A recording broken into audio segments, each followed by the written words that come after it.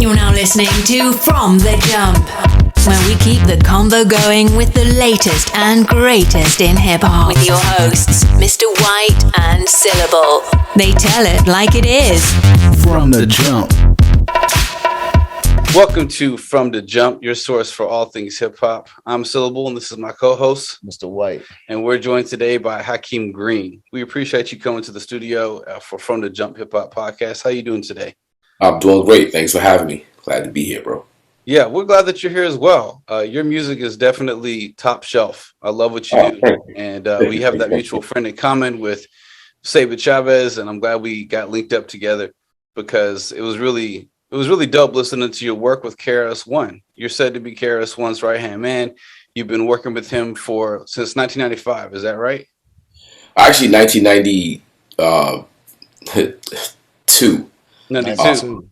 Yeah, how did that happen? I was a school teacher back in the early 90s, from 90 to 94. And I was a co-creator of an after-school program, Act Now, African Children of Tomorrow Now. And part of that program, we would take the students to various lecture series to see like the greats, Dr. Ben, Dr. Ivan Van Sertima, John Henry Clark, like historians, African historians, like great men. Mm-hmm. And this is when KRS was doing Human Education Against Lies. And he was another one of these great men that was highly influential in my life at the time. So it only makes sense that we take the young folks to go see him lecture at Ramapo College, William Patterson, and the later Montclair State, where myself and the other half of Channel Live were students. Okay. And then he came to Montclair State, went to his lecture, played the back. He spotted me. He was like, "Yo, I need you to come backstage after the lecture." And he invited me to join his lecture tour with Dr. Leonard Jeffries. That's dope. That's how we met. And so were you participating in the lecture? Was there like a Q&A section? Is that what? Yeah, I was just taking the young folk up to see him. Like I was a fan. Okay. A regular fan. Yeah.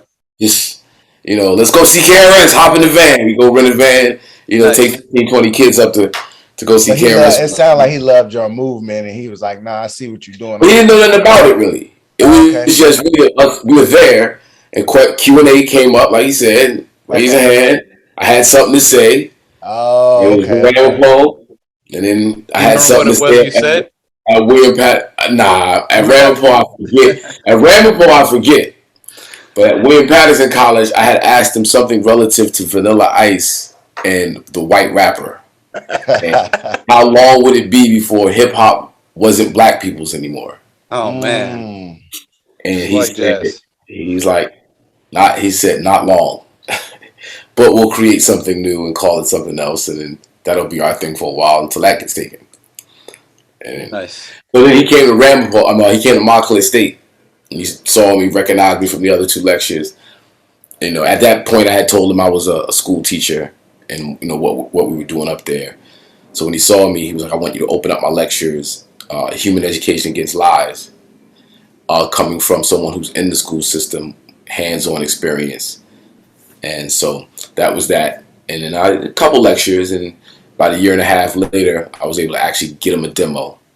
So you was okay. So I was gonna say, I was that guy going show to show, lecture to lecture with my demo tape. Follow him around. I was that guy. So you were already rapping at that point in time. You'd already grown up listening to KRS-One. Yeah. You were already putting out tapes. You'd already been doing. We weren't putting out tapes. Okay. We're making demo tapes. Demo tape in New York City, tri-state area. Not many of us were thinking about record labels and starting companies and pressing up your own stuff. And the thing is to get the deal. Yeah. And the early so as long as you got your demo, you can get it to somebody who can then get you the deal or get you in line with the deal. So makes sense.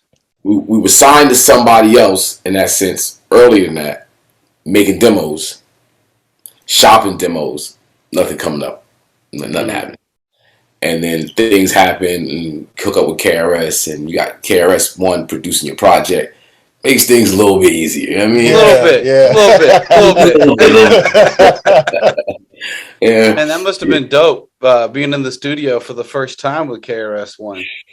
Bro, first of all, I'm at my mother's house, you know, and I get a phone call at my mother's house, not my house, it's my mother's house, and pick up the phone on the wall with the cord on it.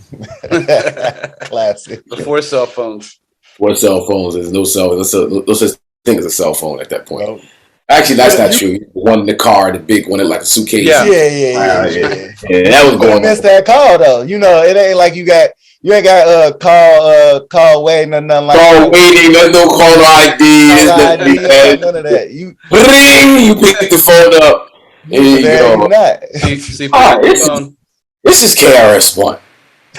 Let's speak to Hakim Green. This is Hakim Green.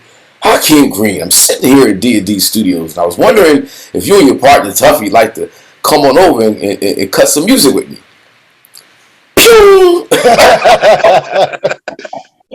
You know, so yeah, that's how it kind of started, and then yeah, you know, D&D Studios, classic location, hip hop to the T, gritty, grungy, graffiti everywhere, and pictures of like legends. You know, everybody from Grandmaster Flash to Furious 5 to, you know, Curtis Blow to, you think about, you know, late 70s, 80s hip hop, freestyle music too. Let's give a big shout out to freestyle music, which is so hip hop and gets left out of the conversation, unfortunately, too often. Freestyle music is, you know, Latin hip hop, dance music, and so D&D was kind of like the center for like that whole world, that cross between hip hop and freestyle. So you walk up in there and you're just in awe, and work with the Blast Master is just another level. It's something special. You know, he kind of, when he goes in, he kind of knows what he wants to do. He kind of know what he wants to execute going in. Even when you're freestyling, you're never really freestyling, and he's just so matter of fact with how he produces. Doesn't take a lot of time mixing. You know, Chris is about that raw sound. Make sure the drums is right, kicks and snares, hi-hats. You know, make sure there's some essence noise in the track, and you know, go. And creating the album, you know, we work with two other producers, Salam Remy and Reggie Burrell, who have more intricate production styles, more layers. It's more, you know, Reggie Burrell comes from the house R&B world. Salam Remy, legendary hip hop producer, everybody from Nas, but then he also does, you know, Amy Winehouse and any and everything in between, reggae, all that stuff. Is legendary producer, but layers and intricacies, and you could spend 3-4 days mixing a record. Chris, you would spend maybe 30-40 minutes mixing the record. But you know, we worked with Salam Remy and Reggie Burrell first. KRS was on tour, and when he came off tour, we played what we had done so far, and I'm just gonna leave it like this: he was not impressed. Wow, he's a tough critic, huh? Man, he's super tough critic, but in the sense that Chris likes boom bap. Chris likes simple. Chris likes the vocals to kind of be that other instrument, that lead sound, that lead melody in the, like, to stand out and sit on the track. And that's his unique style of doing things, and it works for what he does. And in that sense, looking at the album back, like, I mean, I love Alpha and Omega, love Lock It Up. Of course, I love Sex for the Sport of It. But Mad Izm, Down Goes the Devil, those harder edge boom bap sounds really made that album. So let's talk about Mad Izm. That was like your first like big single, and it was before like YouTube was around, but it went viral essentially. It's important that in the golden era, as they call it, the 90s. You know, go from the ground up. You know, literally, you had to be accepted from the street level up. You know, it couldn't really be forced. I mean, you know, you could force it, you could try it, but you know, it plays out quick. Doesn't have that longevity. doesn't have that core market, that core group of people that's going to travel the road with you. And so that's how it came out. Big shout out to Lano, LO7 Self, who came up with the marketing, pretty much the marketing plan for Mad Izm. And of course, Malik Levy, who KRS-One shouts out on the record. LO7 Self, Matt, LO, and Malik. Yeah, Matt Robinson was the president of Black Music at Capitol Records. Malik Levy was our A&R, and Lano was our marketing guy. And that whole just touching down with the street, having mixtape DJs embrace you, very, very important. College radio, oh so important. Oh so important, college radio. You have no idea. College radio was the internet of that day. Oh yeah? Yeah, oh yeah. And then, it's how hip hop grew, That's how it expanded out to be embraced by, other communities outside of that core community was college radio. So definitely got to shout them out. But yeah, that's how it went viral. So let's talk about the video, because the video is dope as fuck. It's dope as fuck. And I love it. It's hard hitting, it's fast paced, a lot of quick jump shots between you and KRS-One rapping. And what was that like to shoot that video? Yeah. Well, part of my experience coming up in the culture was I worked as a PA and grip and other things on the sets of the classic concept videos that were like late 80s, early 90s during the summer when I school wasn't in session, I wasn't working. I would get jobs working on videos, Bell Biv DeVoe, Gangstarr videos.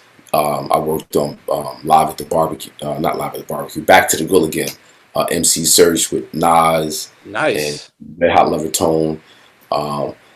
So you was behind the scenes for a while, just working, grinding. Like it sounds like you really had a passion for the arts. Nowadays, people just rappers, right? Like that's all they do.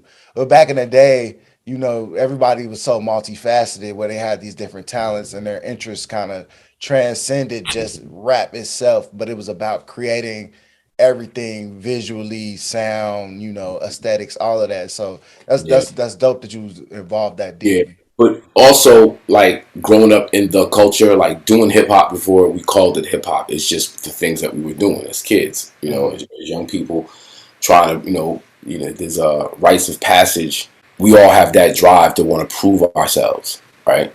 And hip-hop became one of those ways through the arts, through dance. So I was really, I came in the culture more as a dancer, like a Scoob and Scrap type, flips and all that thing. So, I danced I went to Wagner College on Staten Island from 87 to 89, and I met this young lady named Nicole Folks, rest in peace, who was signed to Sleeping Bag Records. And I was her background dancer, one of her background dancers. And when the other one fell off, I met Tuffy at Montclair State, battling Wyclef and Proswell in a dance battle in a Cypher at Montclair. It's crazy. It's crazy. Wow.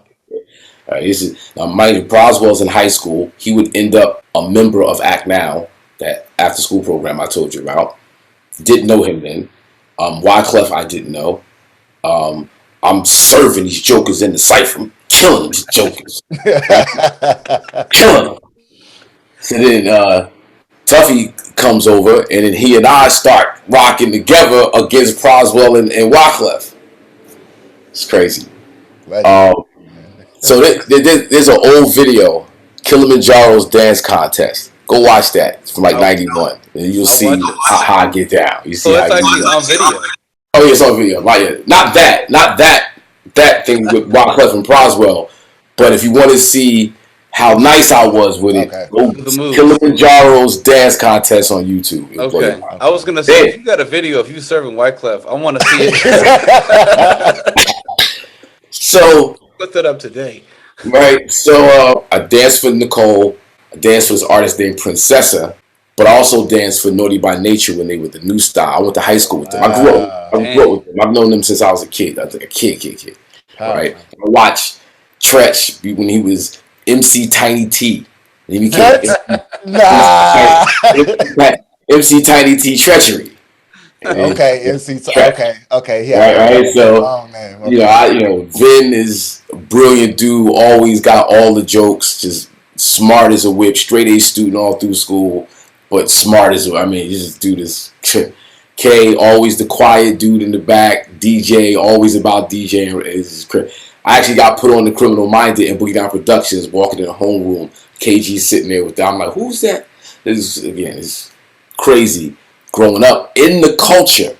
Yeah. Not in the music industry. No, those just your homies. You wasn't thinking about labels or it was all about being fresh and about that was like expressing yourself, right? Right. So now with the dancing thing, like I used to go to New York like all the time. I was, raised in Jersey, East Orange, right? But the thing was to get to New York, we used to call it going over. And if you would go over and come back with, trinkets, or if you came back with a sheepskin, you was really doing it. I went to Delancey, had to cop me a sheepskin on any side. I wasn't doing none of that.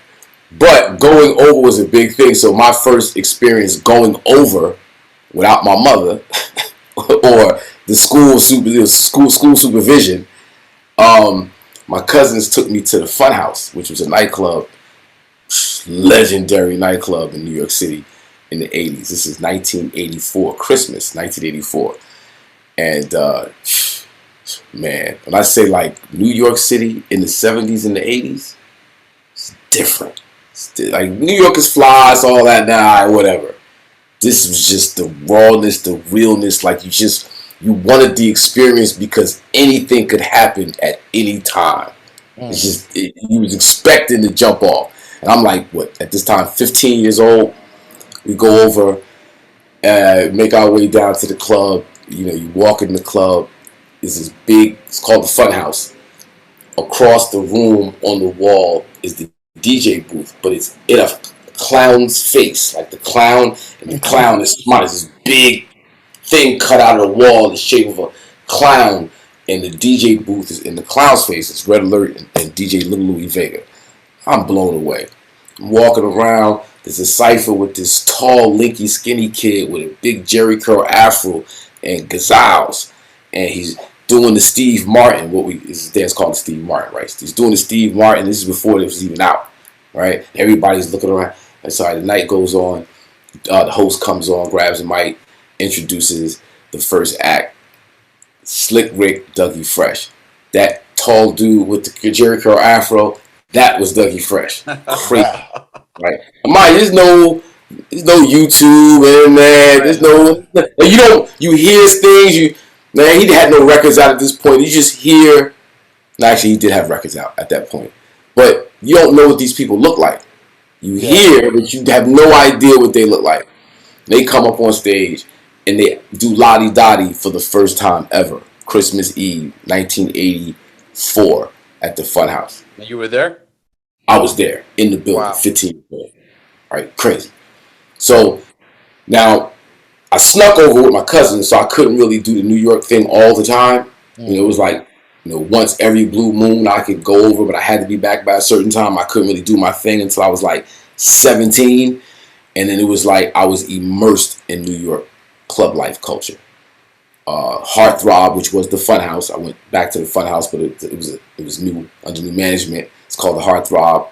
Went there, Studio 54, Roseland, the Palladium, like all these big New York City with 2,000, 3,000 people, and dancing was everything for me. Dancing, like being in life, dancing was everything.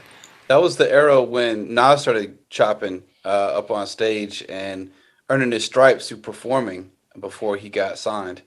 Did you ever interact with Nas or see him? Nah, first time I met Nas, I didn't really meet him, but I worked on the video of Back to the Grill Again. I was a PA. And, I'm just doing, going to get things. Go for it. Go for this. Go for that, basically. And, but I got other Nas stories that we'll get to down the line. I can go off on crazy tangents right now. But the point of the matter was that I was a dancer, and that dancing was so important to me. And that's kind of how I earned my stripes early in the culture.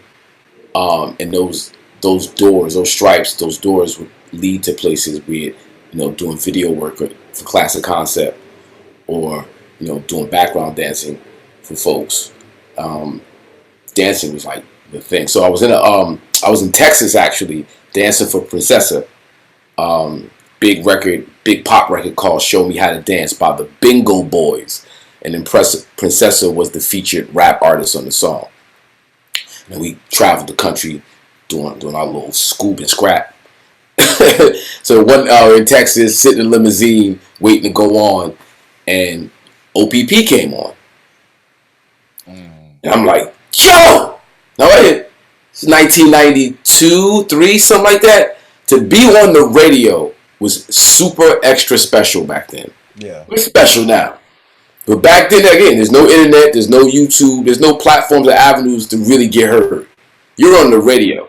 But to be on the radio in Dallas, Texas, talking about 3 kids from East Orange, New Jersey, the Naughty by Nature, I grew up with. And I'm seeing them work, I'm seeing the auditions, I'm seeing the studio sessions, I'm seeing all that, but they trying to make it. Yeah, they hadn't broke yet. And I go out to Texas in a whole nother space, a whole nother world, and I hear OPP. All right, bro, it's time to start rapping. So that's when I stopped dancing. I put it in the pad. Like, all right, okay. About time. I see what it is.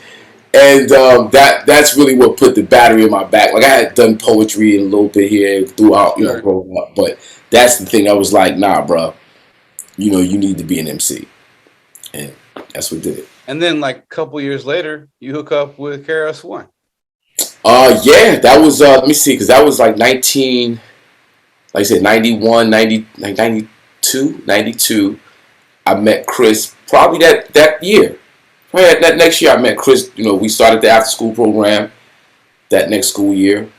No, it was before that. We started the after school program in 90 was the first 89, 90. My timeline's all screwed up, but yeah, it's all that same area. We don't have Facebook fact checkers here to verify what you're talking about. We just going on a journey with you and seeing like how you ended up where you're at now, and so tell us about working with KRS-One. What was that like? What were the significant projects you worked on? So Mad Izm's dropped, right? That obviously established you a lot more. I mean, it's a dope song. The video is dope. The music is dope. The lyrics are dope. I love your approach to hip hop, and I think I'd like to talk about that as well, because not everyone has a specific approach. Some people just try to write fly rhymes, but you have a purpose in mind when you rap. You're definitely dropping intentional lyrics. They are punchlines, but they're also social commentary. Yeah, it's a lot of knowledge throughout what you're putting in there, and it seems very thoughtful, introspective, maybe due to you having kind of those motivations where you were a teacher and an educator. So it's clear that your mission wasn't just, let me just write some hot bars. You like, let me put something in here too. So that's jewelry. Drop jewelry.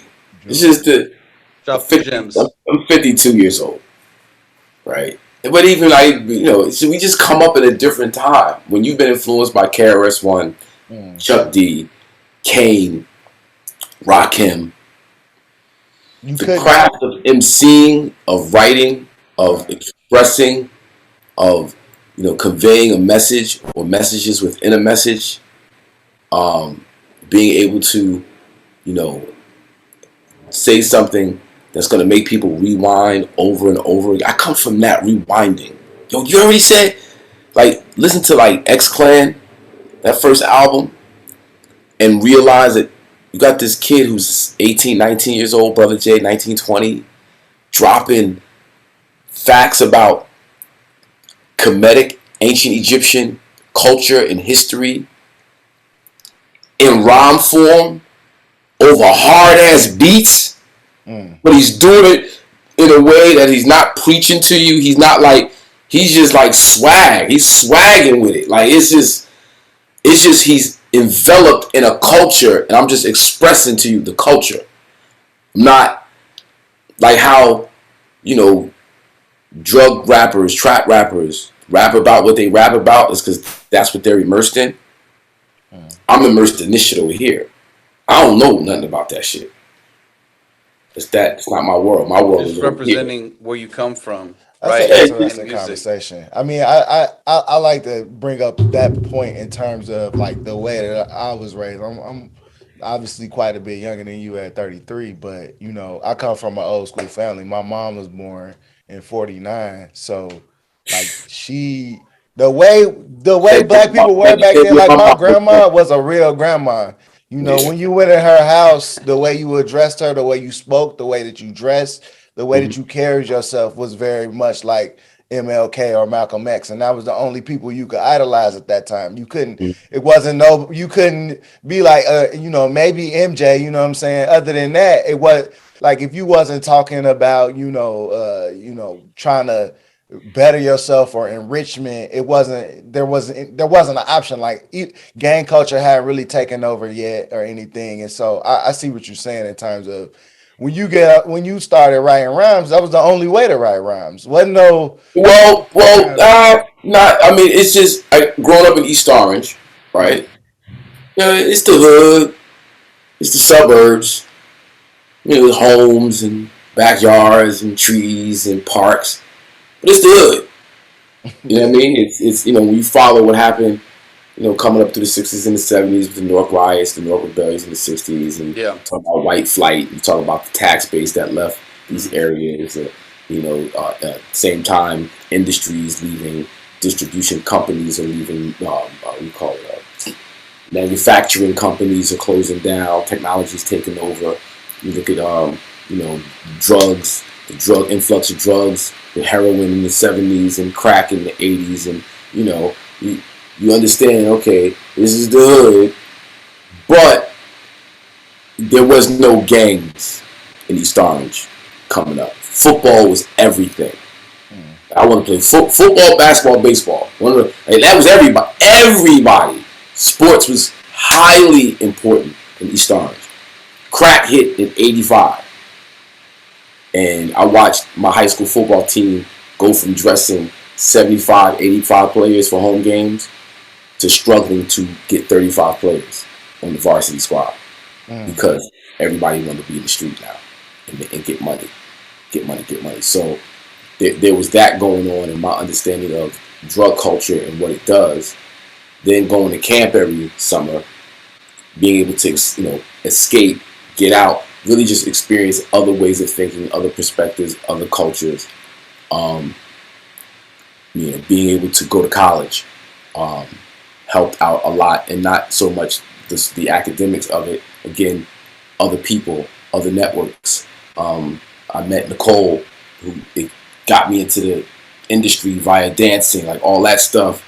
You know, by 86, 87, 88, hip hop, my generation was growing up. So you get the Rakims, you get the Kanes, you get the Chris's, you get the Chucks, who had a little bit more to say than, you know, a lot of other people that were around the country. And New York City just was a very special place in terms of the consciousness and the activism, the on the ground wanting to organize to do something better. New York is an amalgamation of so many different cultures, so many different people, people coming from other places to make something happen in New York. You get the sense that I can actually make a change. I can actually build with people around me, and we can actually do something. And then when you're functioning from that and not from the, oh, we ain't got nothing, oh, we ain't never gonna be nothing, all we got is these drugs and bust these guns. Like, it's that we have so much more to offer than that for me to be that would be disrespectful to who I am. Man, I love that. I love that, Hakim. So a little bit of background, or a little bit of reason why Saba and I connected so well is because how I grew up, my dad was slinging since I was a kid. I was the only white kid on the east side of Austin because it was before white people got over their fear of I-35 that racially segregated the city.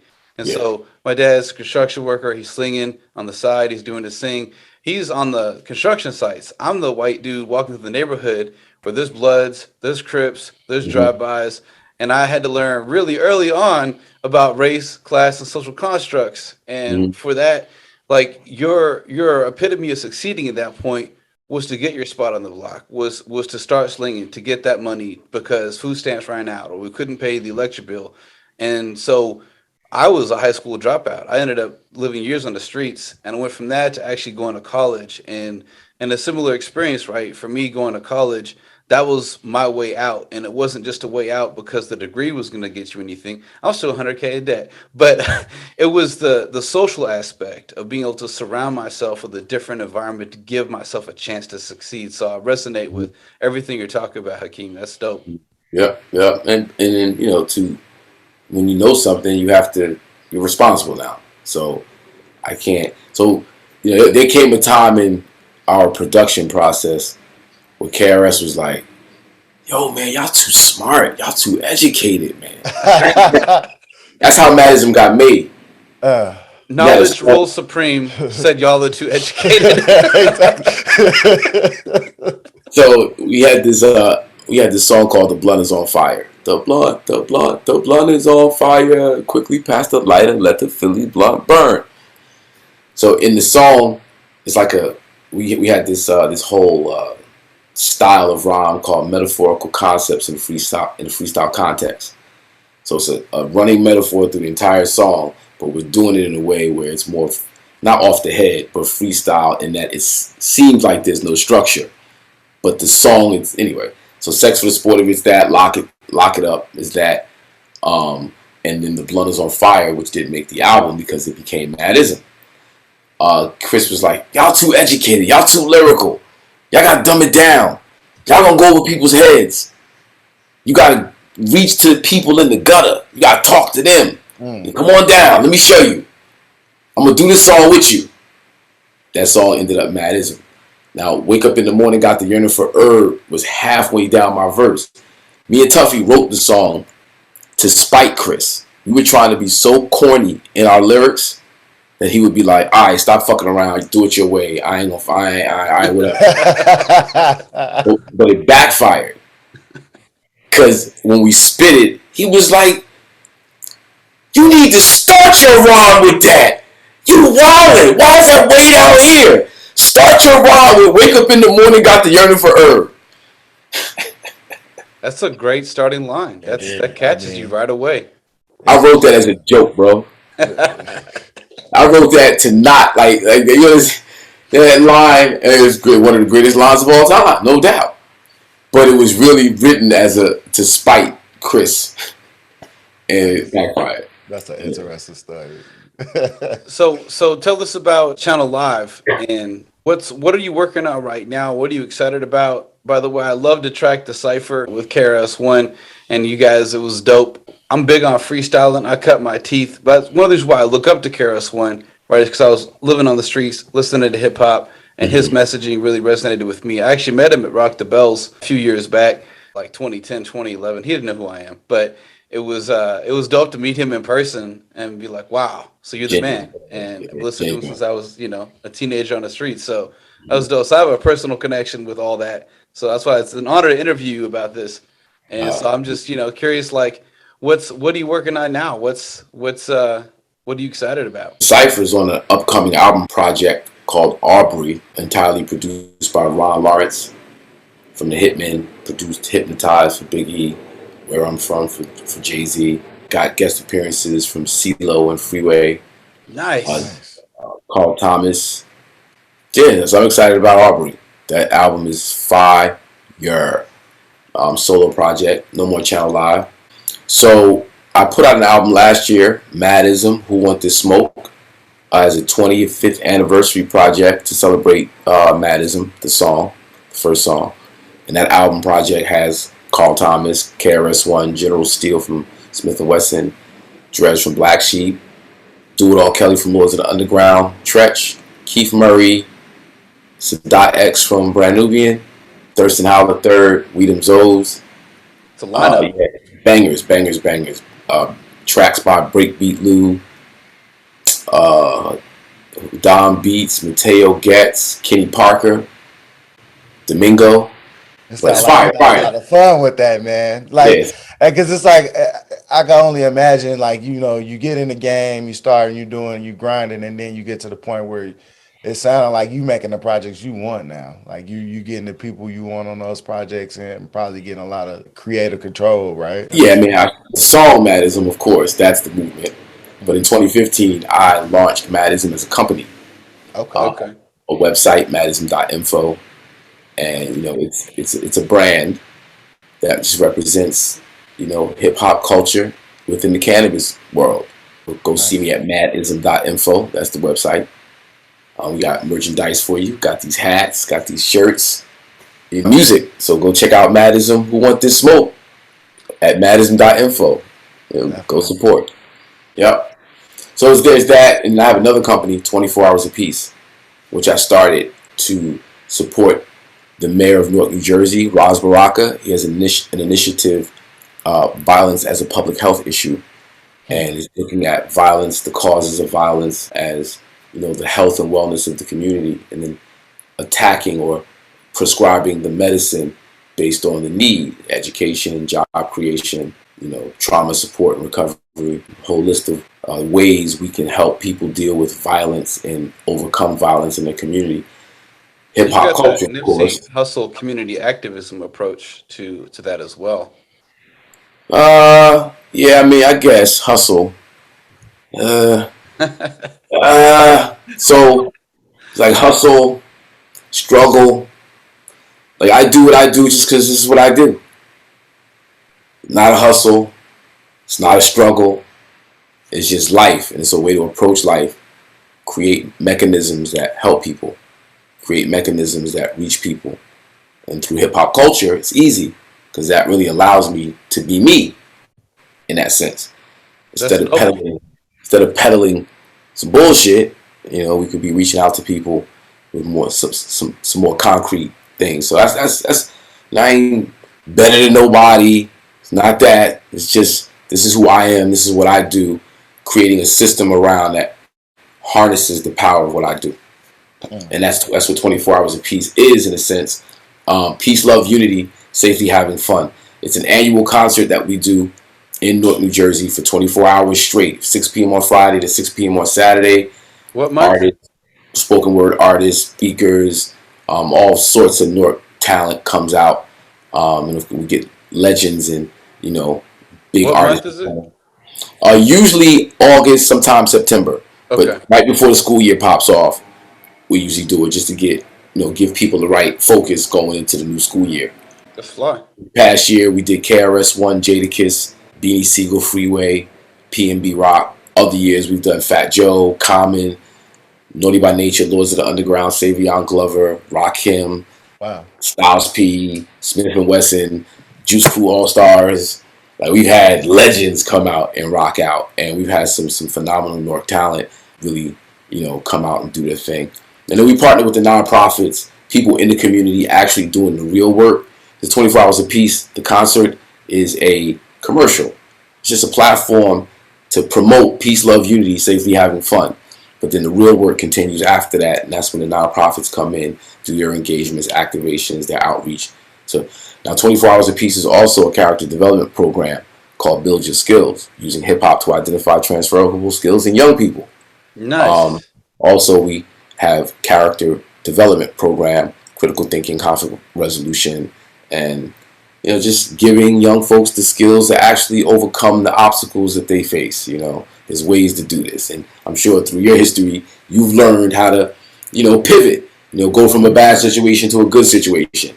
All right, and sharing those experiences is what 24 Hours of Peace is all about in that sense. So, is this an organization that continues to operate after the event with initiatives and community outreach that you do with the kids and stuff like that? So I have, myself. I have my old childhood friend who's also an educator, TJ Whitaker, Asede Bayo from formerly the Malcolm X Grassroots Collective. He does a lot of great work in East New York around social justice. So they come out and do workshops.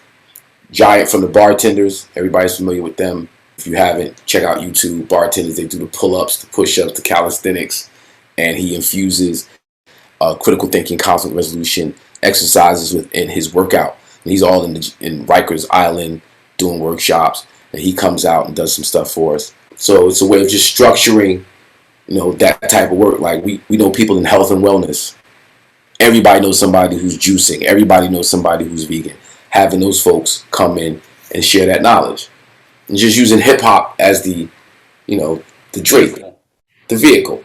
Yeah, I'm vegetarian since '96, and so definitely respect all that you're doing there. I was actually at the National Hip Hop Political Convention in Las Vegas, where I got to meet Asheru, that wrote the theme song for the Boondocks. And we've done work with Asheru. He's got HELP, Hip Hop Education Literacy Program. Yeah, that's my guy. We did a Stop the Violence workbook. We partnered with him when I was doing.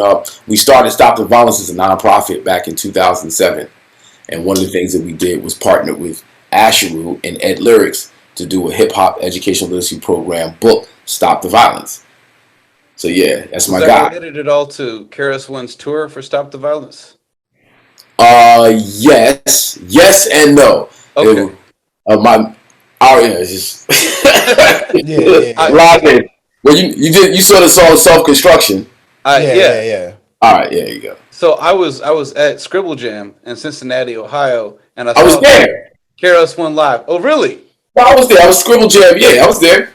Nice. I've been to Scribble Jam one time. That was the time. Me too. That was the time as well. Yeah.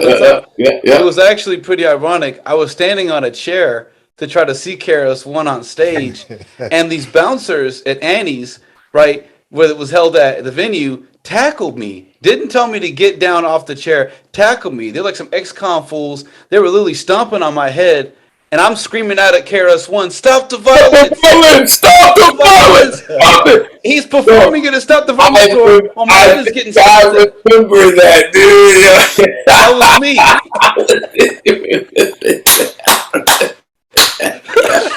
Sheesh. The irony of that experience never left me.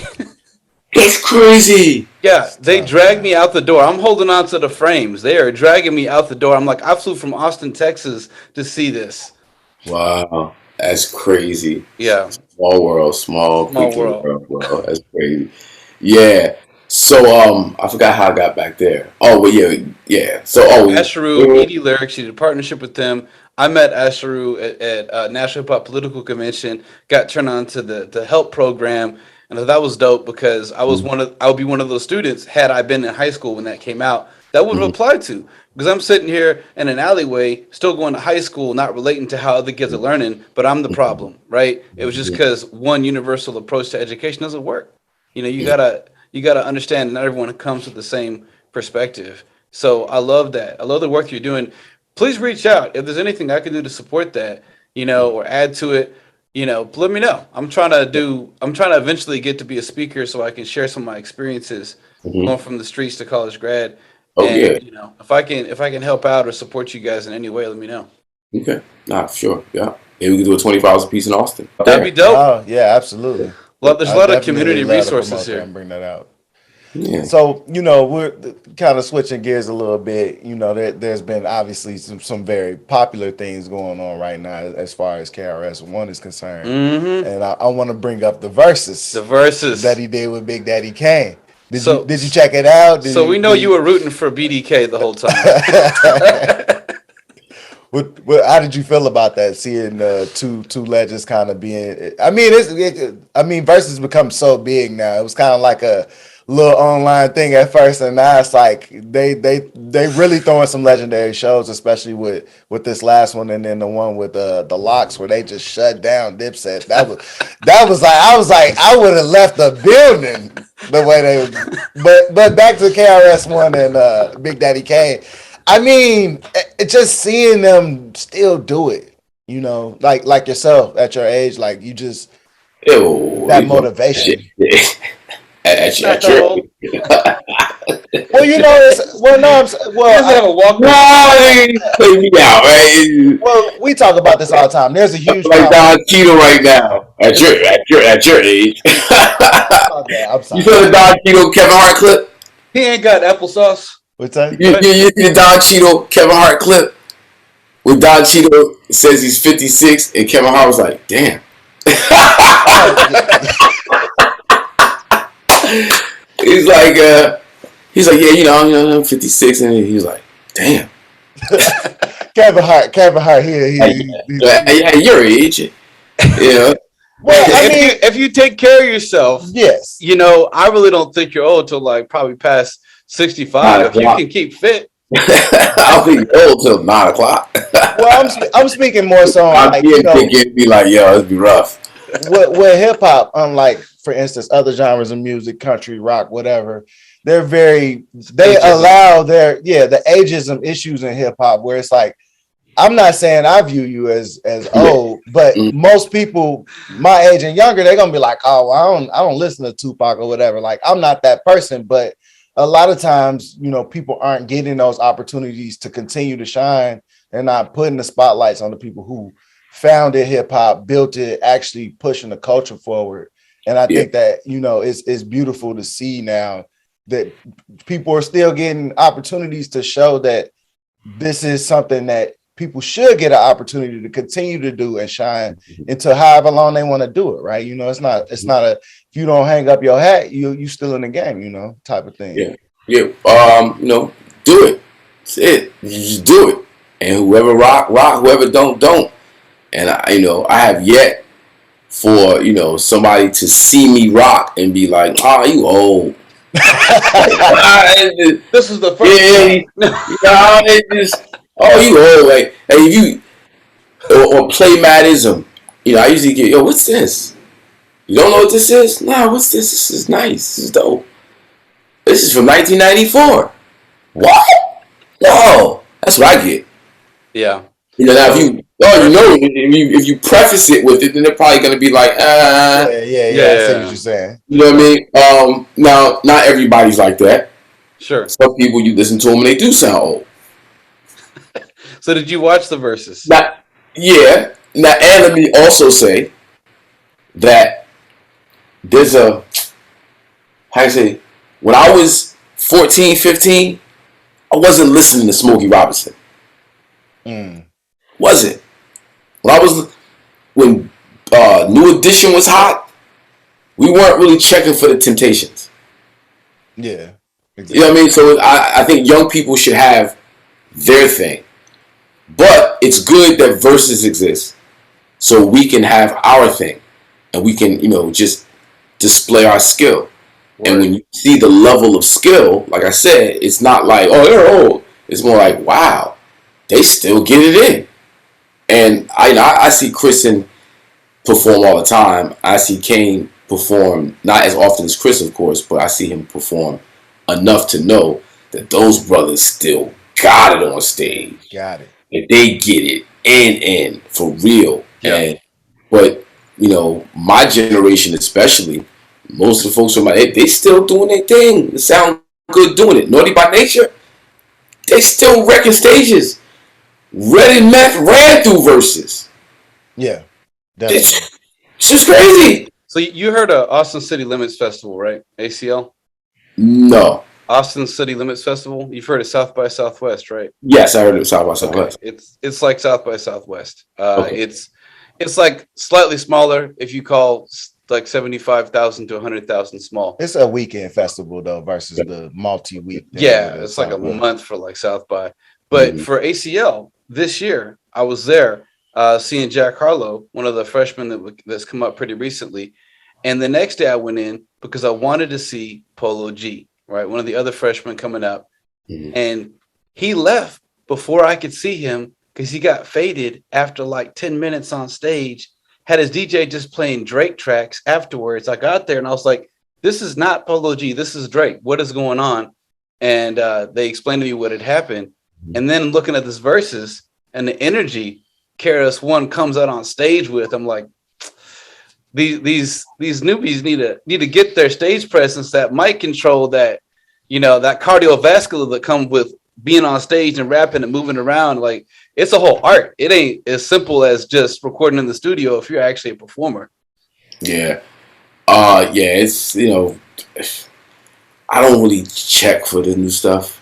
My bad, y'all. I can't blame you. I just don't. And there's no disrespect. They're just not making music for my ears. It's not enough that matches what I think makes sense. But from what I get from the new stuff is more about your swag and your image, and you know, you have to always just be like you're not bothered. The casual disregard. Yeah, it's casual disregard, right? It's just like no, man. You got thousands of people out here that pay good money to come see you give a show. Give a show. Like, whatever that is, like, be that character. Whatever that character is, I want to see that. Yeah. I want to hear that. Not or you rhyming. Oh, man. I don't want to hear no rhyming over the vocals. No. You can have a little, TV track, a little ad lib here, ad lib there. Yeah, that's cool. But that's cool. But I don't want to hear you rhyme over your vocals. No, I don't. I don't want to hear it either. So Jack Harlow, I like Jack Harlow and his style. He's one of the freshmen that come out in the past couple years. He got on stage, and his entire set was first verse hook, talk to the crowd, talk to the ladies. First verse hook, talk to the crowd, talk to the ladies. There was not a single song that was 2 verses, 3 choruses, or 2 choruses, right? None. And I was like, I posted on his Instagram, I was like, how you gonna respect our fans without a complete song? Not a single song was complete. It just reminded me, because I've seen KRS-One on stage. I've seen Joe Budden and Slaughterhouse on stage. Like I've seen the whole Scribble Jam and the people battling freestyle, not reciting verses, but freestyle off the dome at that Scribble Jam.